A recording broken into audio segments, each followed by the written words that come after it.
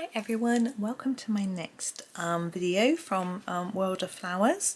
We have quite a small design here, but we have quite a lot going on with the candle flames and the spoons and things, so it should be fun.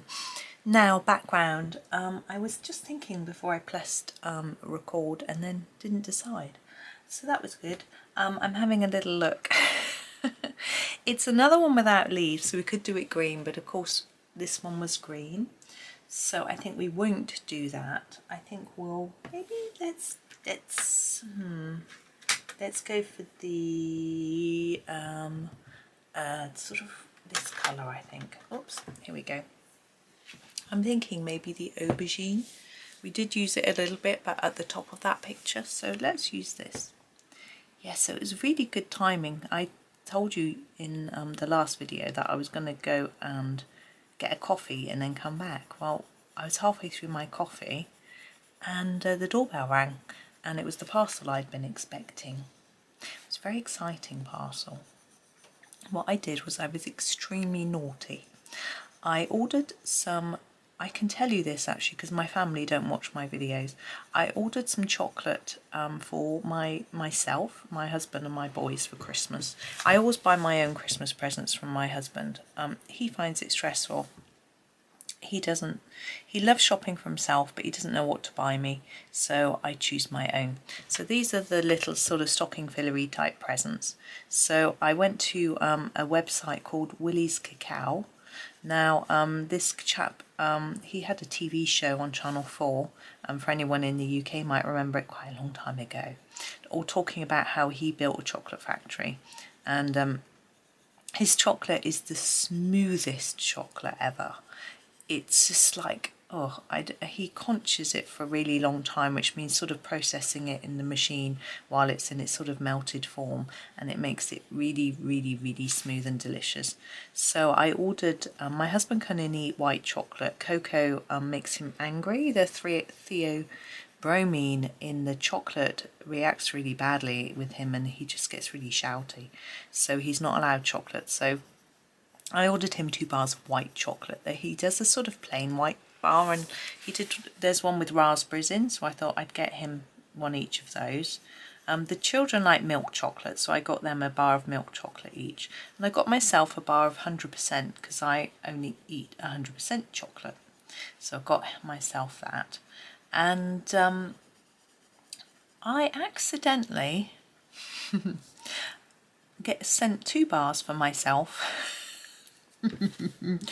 So I had to eat some just now. It was terrible. You know, hardship. Because although my husband and I ordered him 2 bars, I only ordered the children 1 bar, and I also ordered myself some cocoa powder. So I didn't really need a 3rd item, so I had to have some. It's very, very rich. You can imagine 100% chocolate. It's really rich, so I couldn't eat like the whole bar. I had quite a lot, to be honest, but anyway, it's very nice. It's not as nice as my favourite chocolate because it isn't quite as, we're not in the middle, are we? It isn't quite as, doesn't have different flavour notes. What it has is like coffees, you know, they all have slightly different flavours. Some chocolates have a fruity flavour, some are more nutty, and some, as you eat it, the flavour changes, and this one doesn't tend to. It keeps the same flavour through, whereas my favourite one has different flavours, but also my favourite one changes flavour because it's a single estate cocoa. They go to one farm, get the cocoa, and sometimes it's a different harvest, the flavour is slightly different, which makes it really interesting. Now we have this pot here. It's obviously see-through, we can see the spoons through it, so it's glass. We've done a glass pot already, and we just, what we did was we did a very faint bit of the background through it, which is what I'm going to do now. And then we'll deal with it later. We'll do a little bit on, see the spoons don't show through the brim, so I think I won't do the background through the brim. And we'll do that a little bit darker. We'll use our, I'm thinking I'm going to use our grey. We might have to do our spoons not grey. not silver. They don't have to be silver. But let's deal with our, let's work across. So let's deal with our lanterns first. Black. I'm going to use a black. Because I've only got 2 greys, I've got a cool grey and a deep, cool grey deep and a cool grey. I'm going to use my Ivory Black. I'm using up my greys, you know, they're getting small. And I've got other blacks, castle blacks, because when you buy a set of castle arts, they tend to always come with a black and a white. So I've got lots of blacks, so we use the black. And I think it can be quite good for this sort of thing. So I'm going to start off darker here. So a bit more intense colour. I hope you can see. Let's put my hand out a short bit. Helps, and then fade it up to here, yeah, and a bit here, and fade up to there. So there we go. Then this little handly bit, I'm going to do a similar thing, make it dark on the edge. It's not the handle, that's the handle. This is the holder, I don't know. Now this bit, I'm just doing it section by section. I find it much easier to try and work out where the light might be if I do it in little areas like that. Now, but this bit, I'm going to do it all as one because I'm not really sure what would go on here. So I'm going to go all the way down there with quite a lot of layers,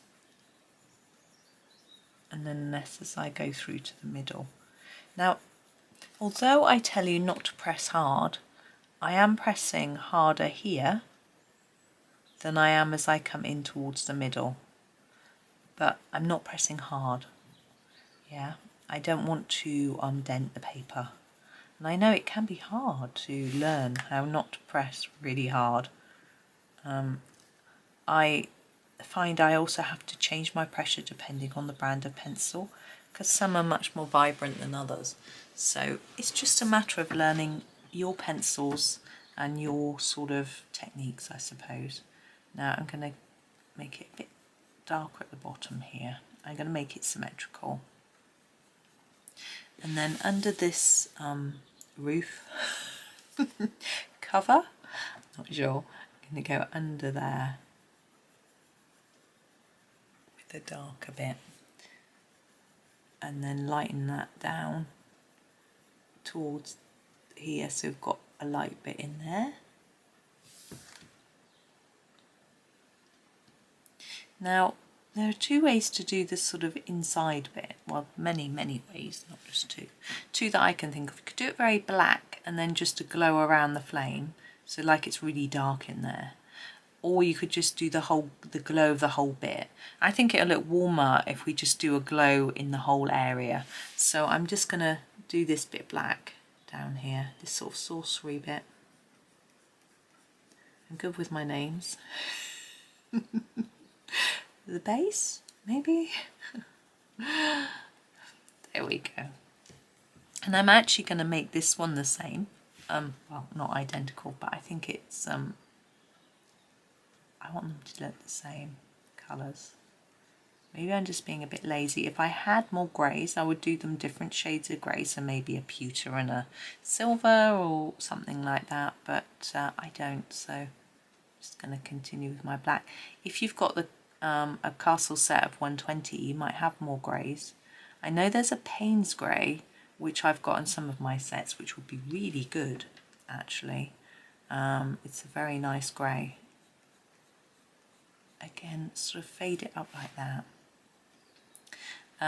Yeah, so you could use Payne's grey for 1. I don't know what other greys, I don't know how many there are in the 120. I haven't actually just looked at the set in detail, just concentrate on the ones that I've got. But I know I've got Payne's grey. I think it's in my botanical set. It's really short as well, I really like it, but that's okay. Now I'm going to do a little bit more with this base, but I am going to start in the same way, so darker here. I'll just show you something a little bit different and lighter as we go across. It's a bit dangerous, isn't it? I always think that this is a cupboard and these are shelves, but these candles are lit. for your lit candles in a cupboard. I suppose as long as you don't shut the door.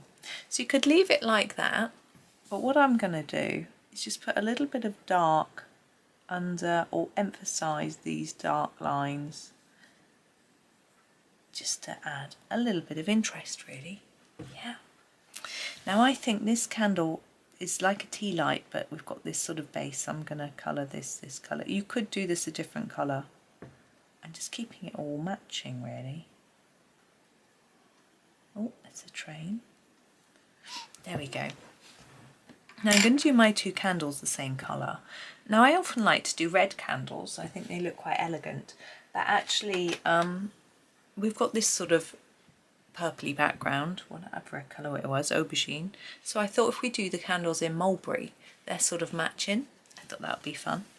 So candles, I always like to try and make them darker on the edges. So I'm putting quite a hard line there. Oops, and then a bit lighter as we come in. And leave quite a light bit in the middle, but not completely light. Wax is quite shiny and it's not metallic, so we don't need to leave white, but leave a light bit.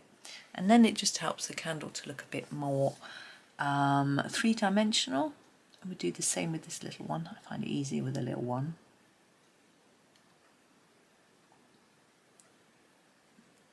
Just want to put enough purple on there so it doesn't look too metallic, but I think that's fine. Now our flame, I'm going to do the background in a sort of lemon yellow, I think, for this sort of colour. So let's actually do that first. There we go. That might be the colour we used over there. But I'm going to use it quite thickly because I want it to show up. But don't go over the flame if you can help it. Now with these little lines that Johanna's drawn, you could go over those with a sparkly pen. That's always quite fun, particularly in a Christmas book if you're doing a candle or a lantern. A gold sparkly pen or a white. I don't know how well white would show up on top of this yellow though, to be honest. Could use probably not silver, maybe just a general glitter or some stickles or something like that would be nice. It's quite a small area to get stickles in there. Now our flame, I'm just going to do it quite simply because it's so little. So we're going to use the orange lake for the base. And then take the colour up a bit. Oh, that's quite dark. And the same here. And I want a bit of yellow on the top, but I haven't left myself a lot of room. Oops. I'm just grabbing the yellow I want. I'm just going to give it a sharpen because it's a bit blunt and we've only got a tiny space. I want to try and stay in the lines. Oh, my pencil's just broken though into the sharpener. If it breaks again, I'll have to choose a different one. But just bear with me. Oh, I can't. I'm trying to put the lid on my sharpener back to front. How many times do I do that? Nearly every time. I don't know why. And this is my sharpener. It's a triangle shaped one. It's a Staedtler sharpener. It's the one that Staedtler recommends for using with their triangle pencils, funnily enough. So here it is, the brilliant yellow. I have actually given up trying to get it really sharp, just in case it breaks again. And yeah, it's a triangle sharpener, so when you put the lid on there are different ways to do it, so it, you know, lines up, and I usually do it wrong. We've got these two little envelopes stuck up with tape, which I think are quite cute. I'm thinking if we do the tape in quite a light colour, and then maybe each envelope in a different colour to each other, just so that it's a bit more interesting, because we've got a lot of things the same colour. So let's do them two different colours. So let's use the Primrose Yellow for the tape. So it's just quite pale and doesn't really stand out too much. I'm thinking if it's sticky tape, it's got a little bit of a yellowy tinge, but it's not really standing out. But you can see it's not white. Now the two envelopes, let's make them pretty. Let's do one with the Lavender Light. Doesn't matter which one. I'm just going to do the first one and hope it stands out. Actually, I'm going to have to make it quite dark, or else it's not going to stand out from the wall behind. There we go. And the other one, I think I'll do this pinky colour. Hold on. Grenadine Light, because I don't think envelopes are really dark normally. I suppose you get red and green ones in the Christmas time, don't you? And the craft paper brown. Oh well, maybe I'm just talking nonsense.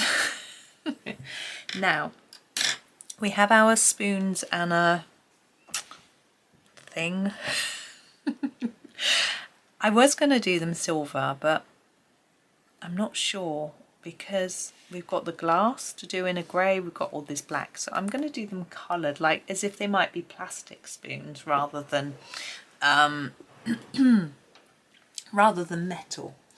We could try them in gold actually, that might work better, but because they're so small we can only pick one colour.